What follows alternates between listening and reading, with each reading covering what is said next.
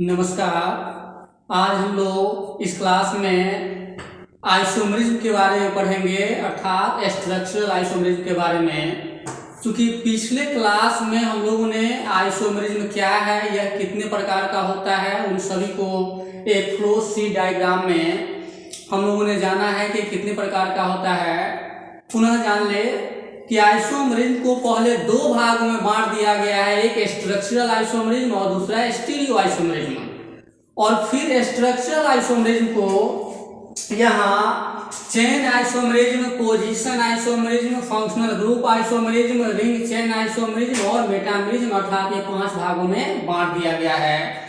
ठीक इसी प्रकार से स्टीरियो आइसोमरिज्म को पहले दो भागों में बांटा गया है, एक कन्फॉर्मेशनल आइसोमरिज्म और दूसरा कॉन्फ़िगरेशनल आइसोमरिज्म। और फिर कॉन्फ़िगरेशनल आइसोमरिज्म को ज्योमेट्रिकल आइसोमरिज्म और ऑप्टिकल आइसोमरिज्म में बांट दिया गया है। कई एक जगह सीधे लिखता है कि स्टीरियो आइसोमरिज्म को दो भागों में बांटा गया है, ज्योमेट्रिकल आइसोमरिज्म और ऑप्टिकल आइसोमरिज्म में। ज्योमेट्रिकल आइसोमरिज्म को सिस ट्रांस आइसोमरिज्म भी कहा जाता है, लेकिन वास्तव में जो स्टीरियो आइसोमरिज्म है वो पहले दो भाग में बढ़ता है, कॉन्फॉर्मेशनल आइसोमरिज्म और दूसरा कॉन्फ़िगरेशनल आइसोमरिज्म। और पुनः कॉन्फ़िगरेशनल आइसोमरिज्म दो भाग में बढ़ जाता है, ज्योमेट्रिकल आइसोमरिज्म या फिर सिस ट्रांस आइसोमरिज्म और दूसरा ऑप्टिकल आइसोमरिज्म। तो हम लोग आज यहाँ स्ट्रक्चरल आइसोमरिज्म और उसके टाइप के बारे में पढ़ेंगे। ये नाम से ही क्लियर है कि स्ट्रक्चरल आइसोमरिज्म ऐसा कार्बनिक यौगिक जिसका अणुसूत्र समान, अनुभाग समान, किंतु संरचना सूत्र अर्थात स्ट्रक्चरल फॉर्मूला अलग अलग होता है, उसे स्ट्रक्चरल आइसोमर्स कहते हैं। और इस पूरी घटना को स्ट्रक्चरल आइसोमरिज्म के नाम से जाना जाता है। फिर ये अलग अलग भागों में बढ़ जाता है। चेन आइसोमरिज्म अर्थात इसमें होता क्या है कि ऐसा कार्बनिक यौगिक जिसका अणुसूत्र समान, अनुभाग समान, किंतु कार्बन परमाणु का जो चेन होता है वो अलग अलग होता है। फिर इसमें फंक्शनल ग्रुप का पोजीशन अलग अलग होता है, फिर इसमें फंक्शनल ग्रुप अलग अलग होता है, इसमें कार्बन परमाणु का रिंग चेन अलग होता है और इसमें एल्काइल ग्रुप अलग होता है। उसी के आधार पर इन सभी का नाम दिया गया है। अब हम लोग यहाँ एक एक करके इस पर इसका डिफिनीशन पर चलेंगे कि आखिर ये क्या कहता है।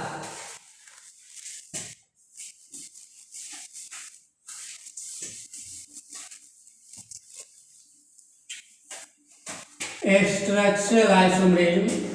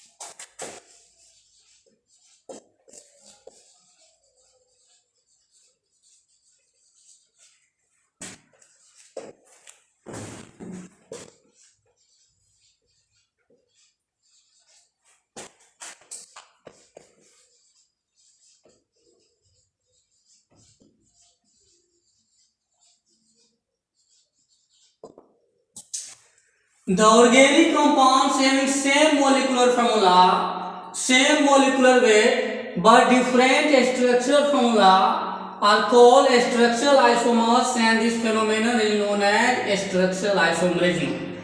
अर्थात वे कार्बनिक यौगिक जिसका अनुसूत्र समान, अनुभाग समान किंतु संरचना सूत्र अलग अलग होता है, उसे हम स्ट्रक्चरल आइसोमर्स के नाम से जानते हैं और इस पूरी घटना को हम स्ट्रक्चरल आइसोमर्स के नाम से जानते हैं। जैसे यहाँ कुछ एग्जाम्पल ले लेते हैं।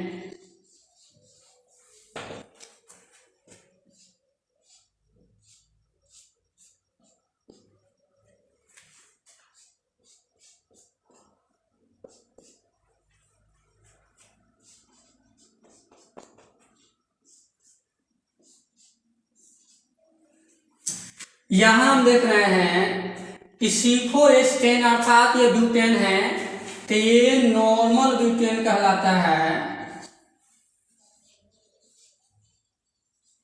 और ये आइसोब्यूटेन कहलाता है।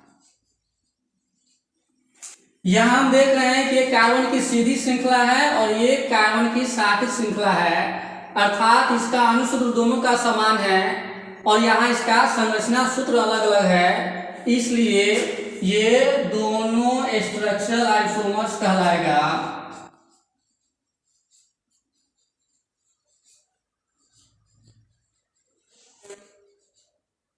और इस पूरी घटना को स्ट्रक्चरल आइसोमर्स के नाम से, आइसोमरिज्म के नाम से जानेंगे। यहाँ 4 कार्बन है, यहाँ पर 3 हाइड्रोजन है, यहाँ पर 2 है, यहाँ पर 2 है और यहाँ पर 3 है। इसे हाइड्रोजन दे करके लिखा जा सकता है जो C4H10 होता है। ठीक वही चीज यहाँ 3 हाइड्रोजन, यहाँ 3 हाइड्रोजन, यहाँ 3 हाइड्रोजन और यहाँ 1 हाइड्रोजन है और कुल कार्बन यहाँ 4 है और हाइड्रोजन 10 है। तो इस प्रकार से हम देख रहे हैं कि यहाँ कार्बन की सीधी श्रृंखला है और यहाँ कार्बन की शाखित श्रृंखला है, अर्थात ये स्ट्रेट चेन है और ये ब्रांच चेन है। तो इस प्रकार से हम देख रहे हैं कि दोनों कंपाउंड का अनुसूत्र जो है समान है और वो जो संरचना सूत्र है अलग अलग है। तो इस प्रकार से ये दोनों यौगिक स्ट्रक्चरल आइसोमर्स होगा और इस पूरी घटना को हम स्ट्रक्चरल आइसोमरिज्म के नाम से जानते हैं। अब इसके अलग अलग टाइप पर हम चलेंगे, इसके 5 भागों में बांटा गया है।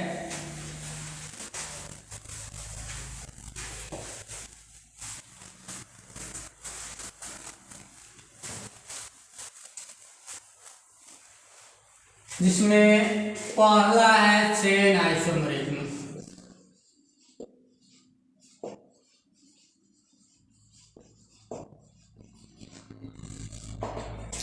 यहां नाम से ही क्लियर है कि वे कार्बनिक यौगिक जिसका अनुसूत्र समान किंतु कार्बन परमाणु का चेन अलग होता है उसे हम चेन आइसोमर्स कहते हैं और इस पूरी घटना को चेन आइसोमरिज्म के नाम से जाना जाता है। अभी जो हम एग्जाम्पल लिए थे वही इसका एग्जाम्पल हो सकता है। इस तरह से इसको लिख सकते हैं।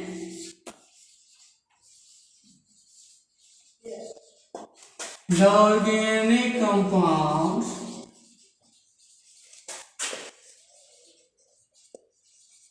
having same molecular formula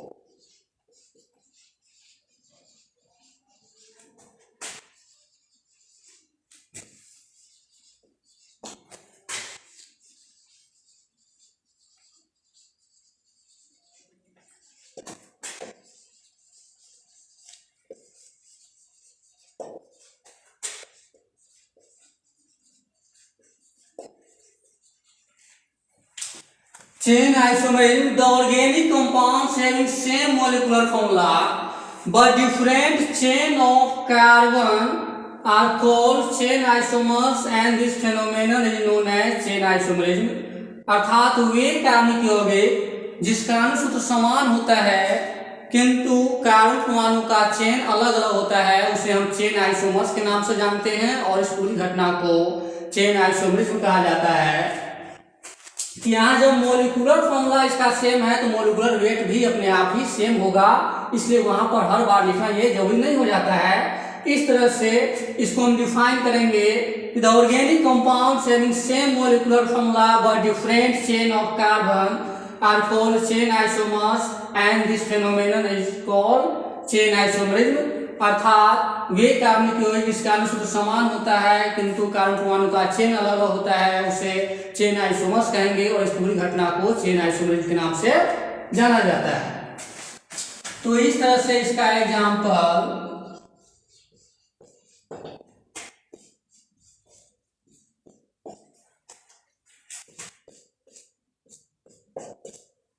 यहाँ हम देख रहे हैं कि ये C4H10 है और ये भी C4H10 है, ये नॉर्मल ब्यूटेन है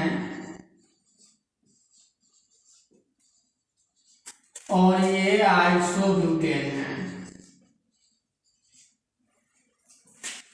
यहाँ इस पर 3 हाइड्रोजन है, यहाँ भी 3 है, इस दो कार्बन पर दो हाइड्रोजन, इस प्रकार से C4H10 हो जाता है, यहाँ भी C4H10 है।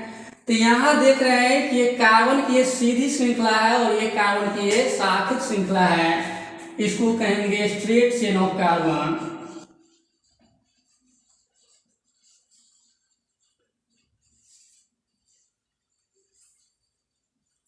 ये कार्बन का स्ट्रेट चेन है और ये ब्रांच चेन है।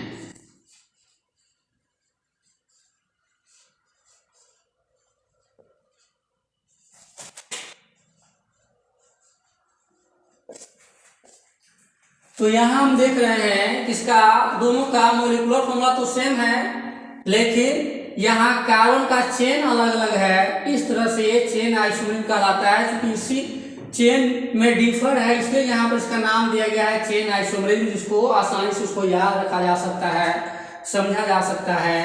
तो इस प्रकार से ये पहला हुआ चेन आइसोमरिज्म। अब दूसरा है पोजीशन आइसोमरिज्म।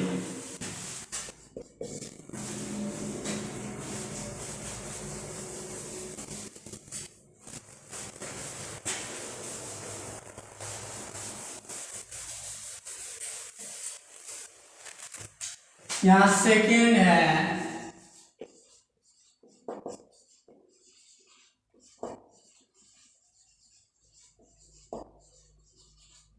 Position isomerism.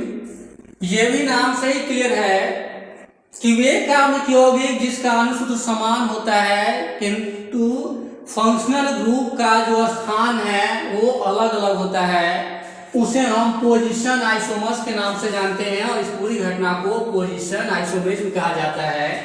जैसे पहले इसको हम एग्जांपल से समझ लेते हैं।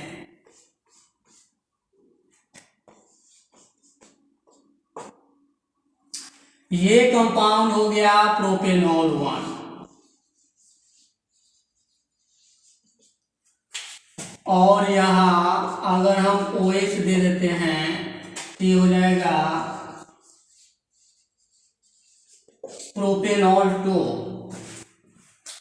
इसका मोलिकुलर फॉर्मूला हो जाएगा यहाँ C3H, यहाँ 3 2 5 2 7 1 8 हो गया, और यहाँ पर O हो गया। इसका यहाँ हम देख रहे हैं कि ये कार्बन एक ही बॉन्ड से जुड़ा हुआ है, इसलिए यहाँ 3 हाइड्रोजन है, ये 2 बॉन्ड से इसलिए 2 हाइड्रोजन है, यहाँ भी 2 हाइड्रोजन है, तो 2 2 4 3 7 1 8 हाइड्रोजन हो गया, 1 ऑक्सीजन और 3 कार्बन। यहाँ भी हम वही चीज देख रहे हैं, 3 कार्बन है, 8 हाइड्रोजन है, क्योंकि 3 यहाँ हाइड्रोजन है, 3 यहाँ, 6 और 1 7 और 1 8।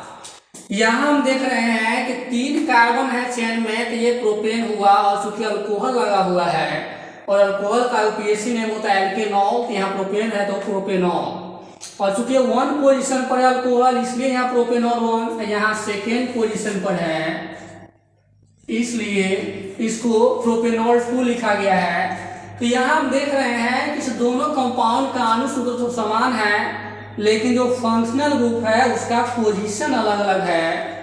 पहले कंपाउंड में ये पहले पोजीशन पर है और दूसरे कंपाउंड में ये दूसरे पोजीशन पर है। इस तरह से प्रोपेनॉल 1 हुआ और ये प्रोपेनॉल 2 हुआ।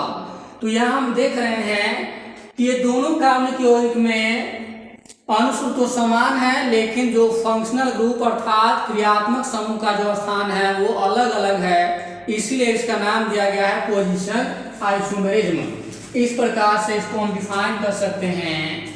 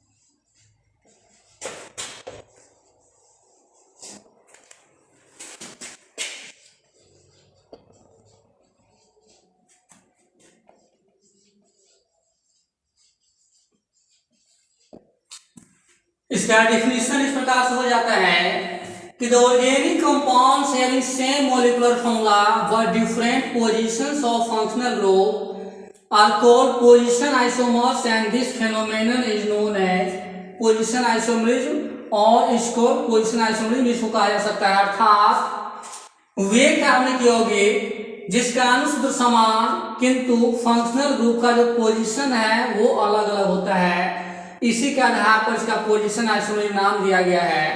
तो ऐसे कंपाउंड को हम पोजीशन आइसोमर्स कहेंगे और इस पूरी घटना को हम पोजीशन आइसोमरिज्म के नाम से जानते हैं। जैसा कि यहाँ उदाहरण में यहाँ स्पष्ट है कि यहाँ फंक्शनल ग्रुप एक ही पोजीशन पर है और यहाँ सेकेंड पोजीशन पर है, तो क्रियात्मक समूह का यहाँ स्थान अलग अलग है लेकिन मोलिकुलर फॉर्मूला सेम है, इसीलिए इसका नाम दिया गया है पोजीशन आइसोमरिज्म। और इसके तीसरे भाग पर हम लोग चलेंगे।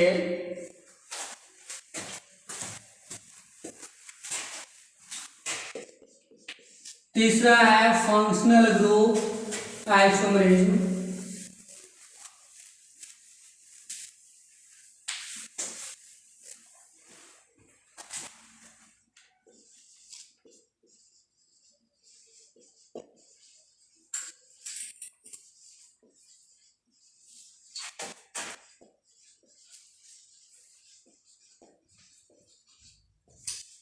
फंक्शनल ग्रुप आइसोमरिज्म अर्थात वे कार्बनिक यौगिक जिसका अनुसूत्र समान होता है किंतु फंक्शनल ग्रुप अलग अलग होता है, उसे हम फंक्शनल ग्रुप आइसोमर्स के नाम से जानते हैं और इस पूरी घटना को फंक्शनल ग्रुप आइसोमरिज्म कहेंगे। और इसी के आधार पर इसका नाम दिया गया है फंक्शनल ग्रुप आइसोमरिज्म, जो एग्जाम्पल से बिल्कुल ही यहाँ क्लियर हो जाता है।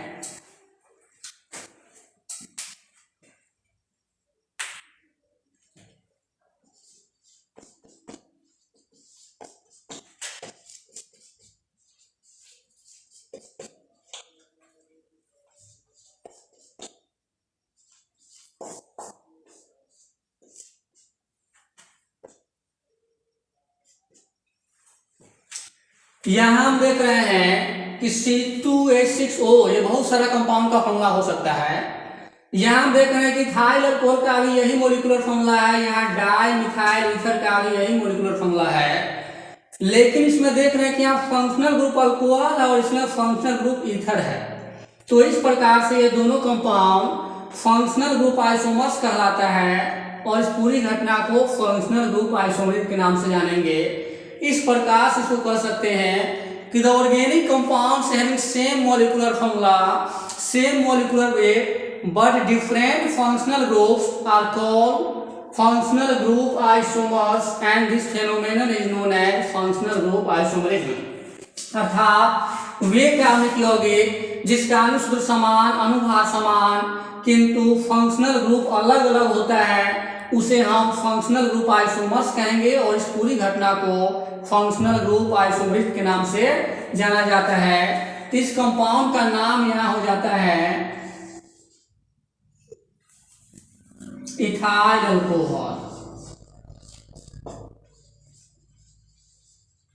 या इसको हम इथेनॉल कह सकते हैं और ये हुआ डाई मिथाइल ईथर।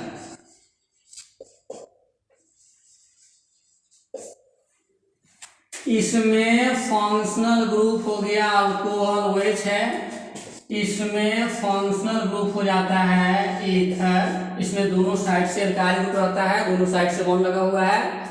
तो यहाँ हम देख रहे हैं इस कंपाउंड में फंक्शनल ग्रुप अल्कोहल है, इसमें ईथर है अर्थात फंक्शनल ग्रुप अलग अलग है, जबकि इसका मॉलिक्यूलर फॉर्मूला सेम है। यहाँ भौतिक और रासायनिक गुण इसका अलग अलग है। तो इस प्रकार से ये दोनों कंपाउंड फंक्शनल ग्रुप आइसोमर्स कहलाएगा और ये पूरी घटना फंक्शनल ग्रुप आइसोमरिज्म के नाम से जाना जाएगा। तो इस तरह से इसको हम परिभाषित कर सकते हैं कि the organic compounds having same molecular formula, same molecular weight, but different functional groups are called functional group isomers, and this phenomenon is known as functional group isomerism। और इसमें चौथा है रिंग चेन आइसोमेरिज्म।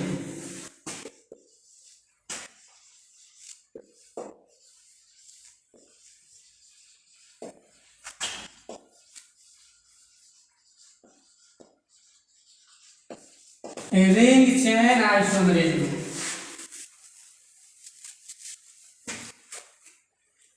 यहाँ नाम से भी यहाँ भी क्लियर है कि रिंग चेन अर्थात यहाँ रिंग चेन अलग अलग होगा। रिंग चेन अलग अलग होने का मतलब ये हो गया कि एक खुली श्रृंखला होगा तो एक बंद श्रृंखला होगा। अर्थात इसको हम ऐसे डिफाइन कर सकते हैं कि वे कार्बनिक यौगिक जिसका अनुसूत्र समान किंतु कार्बन परमाणु का रिंग चेन अलग अलग होता है उसे रिंग चेन आइसोमर्स कहते हैं और इस घटना को रिंग चेन आइसोमेरिज्म कहा जाता है। यहाँ भी एग्जाम्पल हम ले सकते हैं इसको समझने के लिए।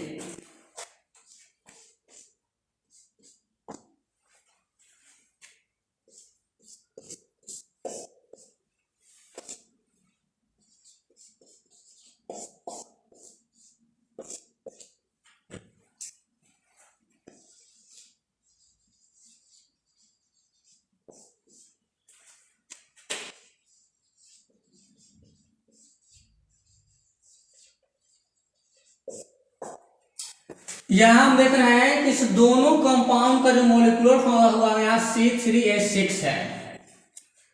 तो ये प्रोपीन कहलाता है क्योंकि एल्कीन ग्रुप का मेंबर है और ये साइक्लोप्रोपेन हो गया। ये तो साइक्लोप्रोपेन है C3H6 और यहाँ भी ये हो जाता है C3H6। यहाँ डबल बॉन्ड है, इसका मतलब है कि यहाँ दो हाइड्रोजन है, यहाँ 3 बॉन्ड से कार्बन जुड़ा हुआ है इसलिए यहाँ पर 1 हाइड्रोजन है और यहाँ पर 3 हाइड्रोजन है। तो 3 5 और 1 6 हाइड्रोजन है। ठीक यहाँ हम देख रहे हैं कि प्रत्येक कार्बन का 2 कोवैलेंट बॉन्ड है। यहाँ 2 हाइड्रोजन सभी तो मौजूद है क्योंकि कार्बन एक टेट्रावैलेंट एलिमेंट है, कार्बन को हर में 4 बॉन्ड होना चाहिए। तो यहाँ हम देख रहे हैं कि अणुसूत्र तो समान है लेकिन यहाँ कार्बन परमाणु का रिंग चेन अलग अलग है। जैसा कि चेन आइसोमेरिज्म में देखे हैं कि कार्बन की एक सीधी श्रृंखला होती थी और फिर कार्बन का एक शाखित श्रृंखला, तो वो चेन आइसोमेरिज्म कहलाता था। और यहाँ रिंग चेन है यानी कि रिंग में रहेगा, यानी कार्बन परमाणु का जो रिंग चेन है वो अलग अलग होगा। तो इस प्रकार से हम डिफाइन कर सकते हैं कि the organic compounds having same molecular formula but different ring chain of carbon atoms are called ring chain isomers and this phenomenon is known as ring chain isomerism। इसे ऐसे भी हम लिख सकते हैं। तो इस प्रकार से ये रिंग चेन आइसोमेरिज्म हो गया। और इस दोनों कंपाउंड को हम रिंग चेन आइसोमर्स के नाम से जानेंगे।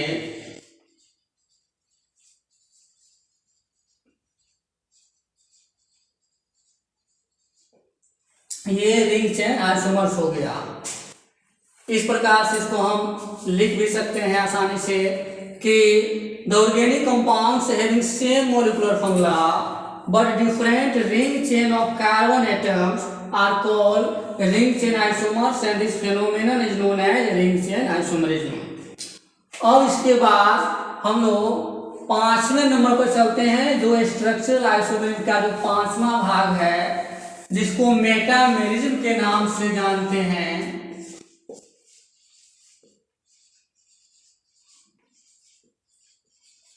Metamerism.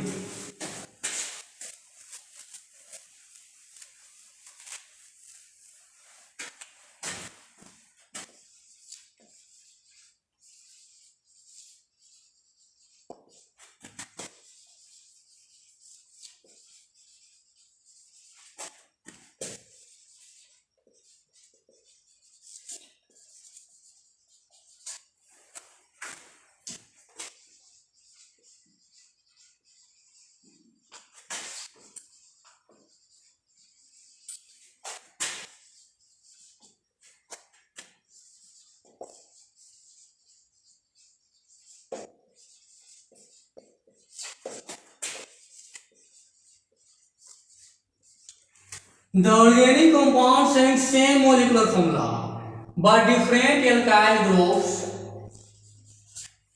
are called metamers.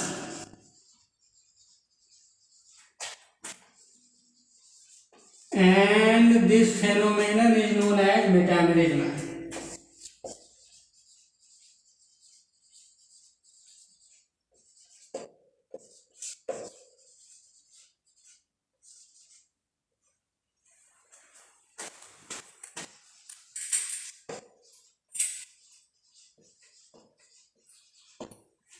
Metamerism है the organic compounds having same molecular formula but different alkyl groups are called metamers and this phenomenon is known as metamerism। अर्थात वे कार्बनिक यौगिक जिस कारण सूत्र समान किंतु एल्काइल ग्रुप अलग अलग होता है उसे मेटामर्स कहते हैं और इस पूरी घटना को मेटामेरिज्म के नाम से जाना जाता है। तो यहाँ भी एग्जाम्पल हम कोई ले सकते हैं, कोई भी यहाँ एल्काइल ग्रुप लिखा जा सकता है। यहाँ alkyl group C2H5 O C2H5 और यहाँ हम C3H7O CH3 ले सकते हैं। अब यहाँ एग्जाम्पल लिया कैसे जाता है, अगर यहाँ मिथाइल ग्रुप ले लिए तो ये दोनों साइड से यहाँ इथाइल ग्रुप है। अब यहाँ हम देख रहे हैं कि ये प्रोपाइल ग्रुप ये मिथाइल ग्रुप है, यहाँ दोनों का मोलिकुलर फॉर्मूला यहाँ सेम ही है। यहाँ C4 और H10 और O हो गया। यहाँ भी देख रहे हैं कि C4 H10 और O है, तो ये एक दूसरे के मेटामर्स हैं। ये हो गया diethyl ether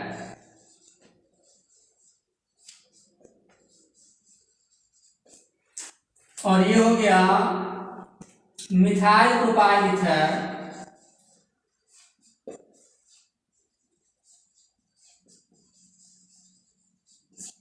methyl propyl ether, इसको आईयूपीएसी नेम में हम इथॉक्सी इथेन भी कह सकते हैं, क्योंकि इसका आईयूपीएसी नेम होता है इथर का एल्कोक्सी एल्केन। तो यहाँ दोनों साइड से इथाइल ग्रुप लगा हुआ है तो इथॉक्सी इथेन भी कह सकते हैं। और ये मिथॉक्सी प्रोपेन है, ये XY कम कार्बन लगता है, उसके बाद जो ज्यादा कार्बन होगा उसमें N लगेगा, तो ये हो गया मिथॉक्सी प्रोपेन। इस कंपाउंड का आईयूपीएसी नेम हो जाएगा मिथॉक्सी प्रोपेन, इसका नाम हो जाएगा इथॉक्सी इथेन।